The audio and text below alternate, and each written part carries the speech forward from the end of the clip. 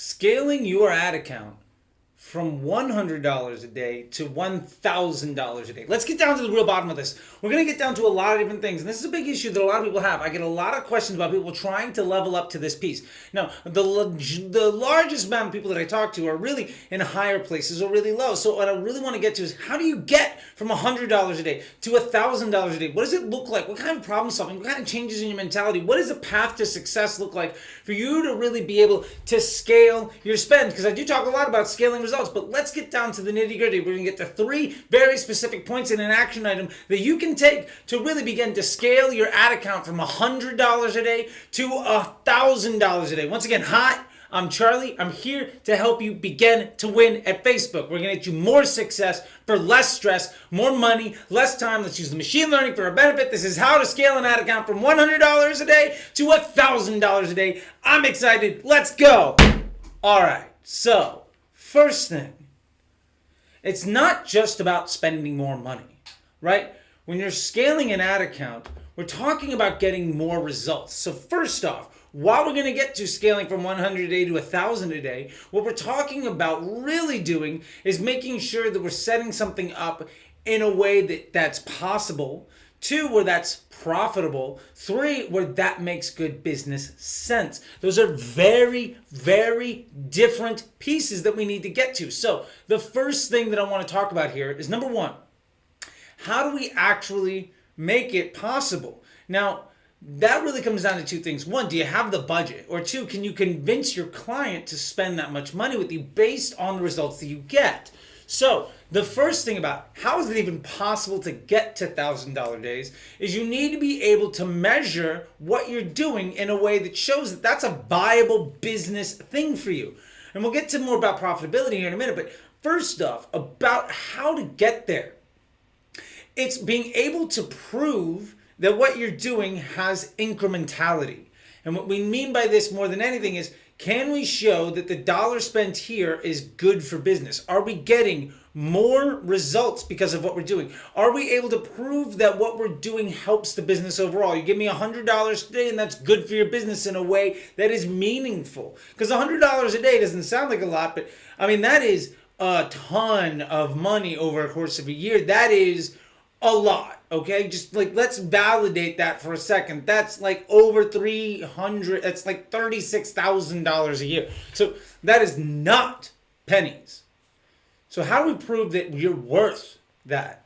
And what we got to do here is show incrementality and trends. So part of how we get here is making sure that we have documentation that shows, 1, what the trend is of our overall performance. But really, how do we measure that trend, and the value of it is we have to identify a key performance indicator. We need a singular KPI that defines success. If you don't have a North Star, if you cannot define success with a number on a sheet of paper, you know me, I've got my sticky notes and I got my pen. If your number isn't like, if your success isn't like, let me do this, let's say 45, that's success. I need to drive people for 45 or less. If you can't make success that simple as to literally a couple of lines of scribble on a sheet of paper, then you're too complicated.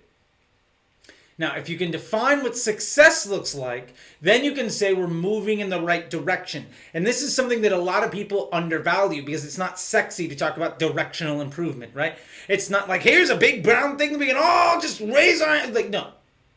Directional improvement, though, is how you legitimately build stability and get confidence in growth and long-term success. So, say our number is 45. Well, this week is a 52, so then obviously we have no hope. Screw it. No.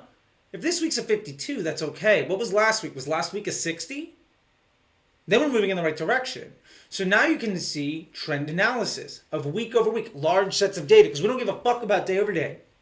It's large trends, trend analysis, directional movement.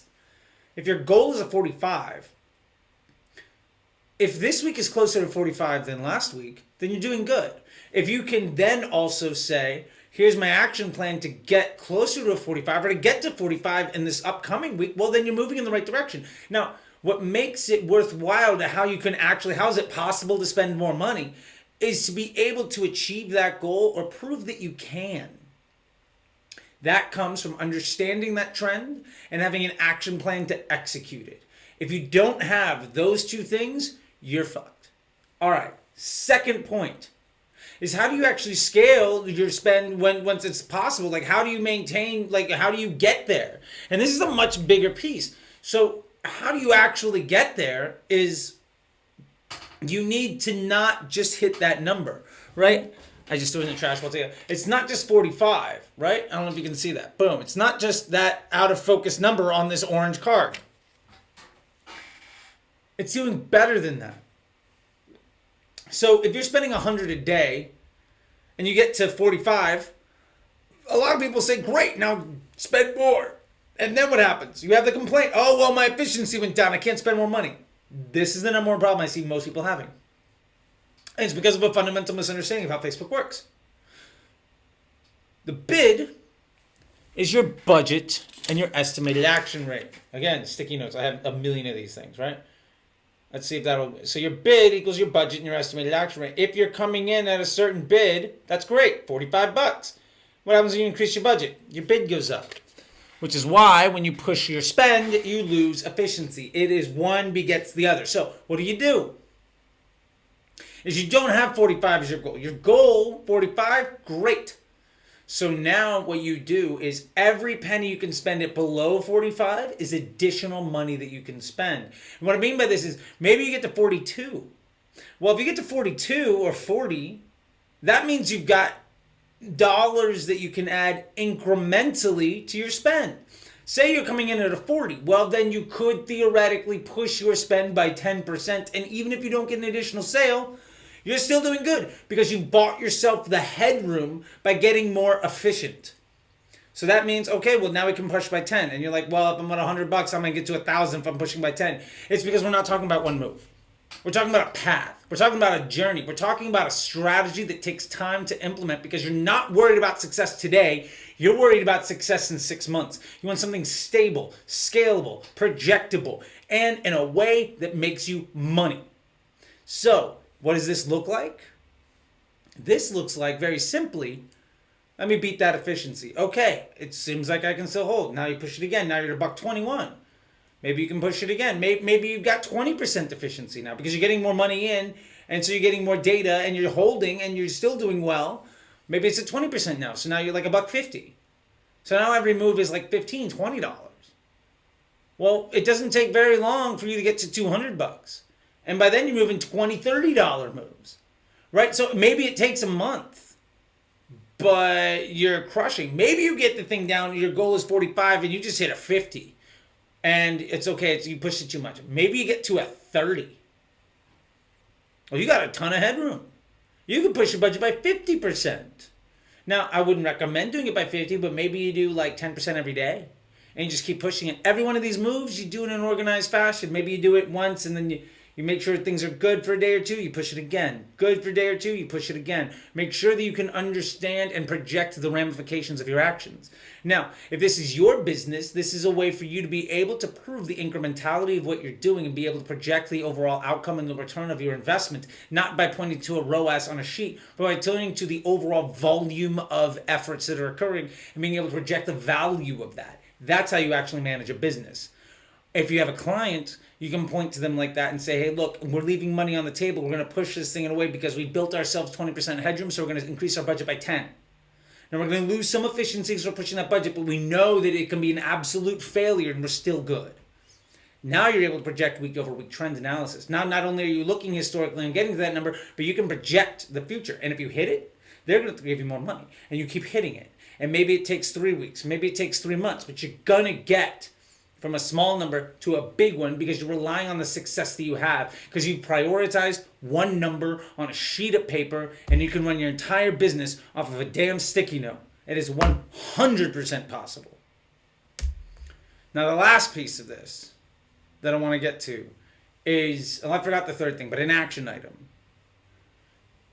is, and if you remember the third thing, or if you've been watching this thing, please comment below, and then I 100% make another video just to talk about that thing because I'm a little embarrassed, but I'm hyped.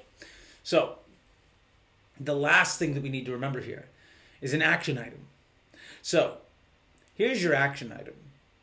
First off, define that number, write it down on a sheet of paper, and then identify everything you have going on. And is it going to get you there? Or is it a liability? And how confident are you in that? And that's going to really help you figure out that plan. Because you don't need to get to the goal today. You need to be able to show that you're on your pathway to that goal, or that if you've beaten that goal, that you have a path to actually begin to scale your results, because scaling efficiency has maxed out in its return. That is how you get from $100 a day to $1,000 a day. And honestly, that's how you get from 1,000 to 10,000. And honestly, I've done that exact same thing to go from 5 grand to 50 grand. And honestly, I've done that with one brand a couple of years ago where we started at 50 grand and we got to $1 million a day across a couple platforms. It was disgusting. And it 100% works. And it has for years. Because this isn't built on some latest hack for Facebook.